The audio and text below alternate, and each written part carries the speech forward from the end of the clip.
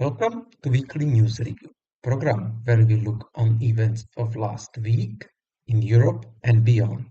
I'm your host Martin. Today we are covering the week of 9th to 15th February 2026. And let's look what happened out there. Portugal elects the first socialist head of state in 20 years. Moderate socialist António José Seguro won second round of Portuguese presidential elections over his far-right anti-establishment rival André Ventura, 66 to 34% of votes. Seguro secured endorsement from the moderate right for the second round of election. He sees himself as a modern and moderate leftist and a protector of democracy. However, the radical right grew from 22.8% in last year's general election to current 34%. French President Emmanuel Macron called on keeping the momentum in European reforms. Macron voiced this call prior to Thursday's non-formal meeting of European Union leaders in Belgian Castle. French president stated that Europe needs to continue in economic and political reforms. The reforms are necessary due to economical push of China into Europe and unstable alliance from the side of the United States. In the meeting itself, a deadline was set for EU reforms, especially the Capital Market Union, as June this year, and possibility of two-speed Europe was presented as an alternative if no progress is made. This would mean that the agreement on capital market would be accepted by some and not all of 27 EU countries. Similarly, as it currently occurs with the Schengen and EU and Eurozone or the European Patent Union. The initial participants would be 6 European largest economies: Germany, France, Italy, Spain, Portugal, and the Netherlands. The rest would have possibility to join later. This solution will resolve the current sluggishness of EU decision-making, where all 27 countries need to agree. This causes European Union's inability to flexibly react to world development in short time. However, there is still a lot of skepticism in the air, as assumed up by ING Bank economists Karsten Bretsky and Bertrand Collins in a note to clients. Europe has never really suffered from lack of plans or grand vision. Their obstacle has always been weak implementation and national interests taking precedence over European ones. Other topics of the meeting were high energy prices in EU, which negatively affects European manufacturers and their competitiveness in world markets.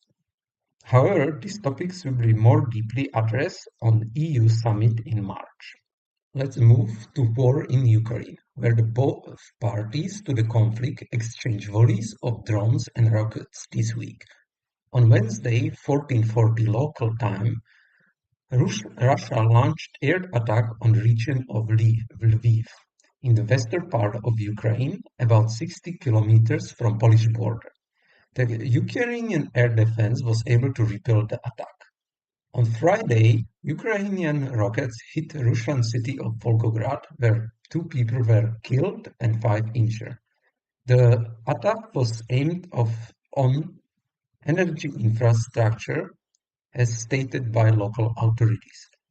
The Russians are performing attacks on Ukrainian infrastructure already for a long time, and the Ukrainian government stated on Friday that there is no one power plant in Ukraine unaffected by Russian attacks. On Sunday, just hours before the recording of this podcast, Ukrainian drone hit Russian Black Sea port of Taman, which handles oil products, grain, local commodities, and coal. The damage caused fires as well as injuries, which were confirmed by local authorities. Since the end of last week, the Russian army is pushing hard forward around the city of Pokrovsk. The city is an important railway crossroad. The Russians' operation to invade Pokrovsk lasted already for 7 months, and eventual capture would be most significant loss for Ukraine since its loss of Avdiivka in February 2024. Ukrainian open-source data researchers Deep State say the Russian infantry was moving into the northern part of Pokrovsk and is attempting to push further towards the nearby village of Harishain.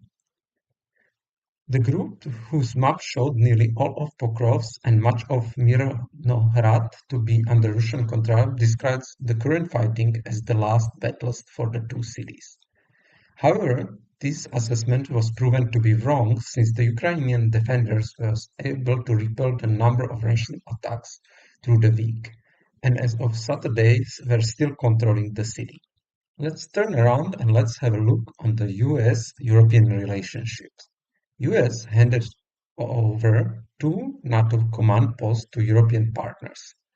It is the position of NATO's Allied Joint Force Command in Naples and Joint Force Command Norfolk. This is part of NATO's strategy to share more responsibility with European partners, including the new ones. Additional rotations are expected on the lower level of command. The most important security news of this week will be focused on Munich Security Conference, the biggest conference of its kind in the world, which started on Friday and will last over the weekend. Over 70 defense ministers, bureaucrats, and specialists will meet in this event. The very powerful opening speech by German Chancellor Olaf Scholz stressed the need of democracies working together and pointed out that in the future even US would not be able to contravene the power of China alone and will need NATO allies. Part of his speech where he presented the readiness of European allies to step up their contribution to the alliance was addressed in English to resonate better with American audience.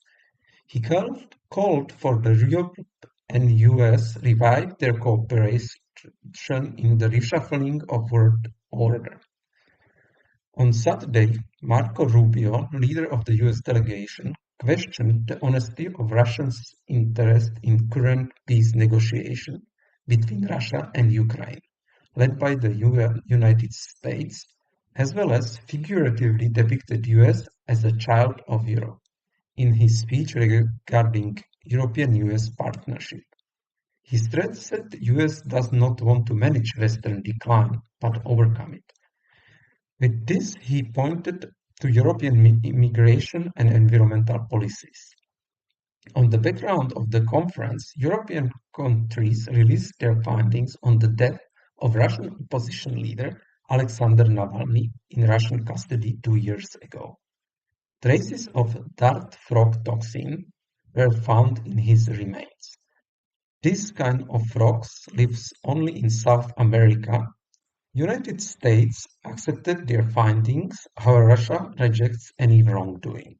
The last bulletin before the point news, it's another scandal in the world-class Louvre Museum.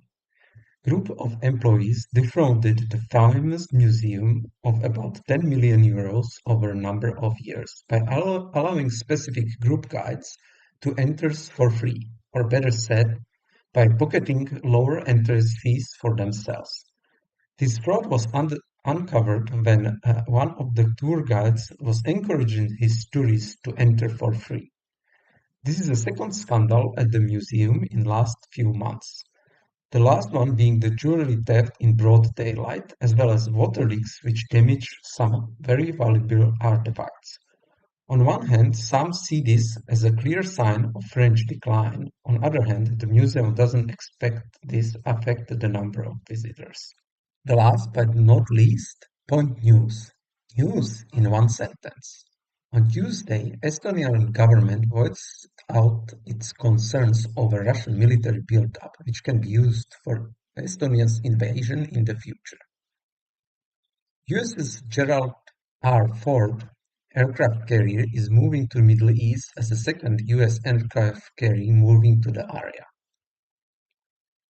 Greek Air Force colonel was arrested and accused of spying for China, which denies any involvement.